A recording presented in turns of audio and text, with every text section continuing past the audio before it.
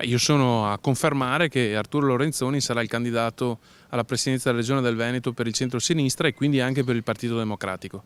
Ora si parte dunque. Sabato verrà presentata la coalizione a sostegno di Arturo Lorenzoni, coalizione in cui, ci conferma il segretario Dem Bisato, il Partito Democratico avrà un ruolo chiave. Pandemia, emergenza e lockdown hanno sorpreso tutti a pochi giorni dall'investitura di Arturo Lorenzoni a candidato presidente della Regione Veneto. Ora i tempi sono cambiati, c'è stato bisogno di una verifica interna al partito, ma le posizioni sono immutate. È successo che la decisione in direzione regionale l'avevamo presa proprio qualche giorno prima della partenza di questa pandemia, di questa chiusura generale in conseguenza di Covid.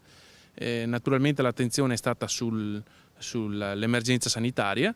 Passata questa emergenza, o comunque il tentativo è quello di ritornare a una vita sociale adeguata, pur con tutti i problemi del caso, io ho ritenuto di dover fare una verifica interna per capire se le condizioni erano quelle date in allora o se era cambiato qualcosa. La decisione finale, assunta, sentita le parti di riferimento del partito, è quella di continuare su quella riga. Anche la politica e la campagna elettorale devono ripartire. Io dico che adesso va messo in campo tutta la buona volontà possibile e immaginabile, anche un po' di sana veemenza nel portare avanti le nostre istanze, e questo attiene ai partiti che compongono la coalizione, ma anche al candidato presidente.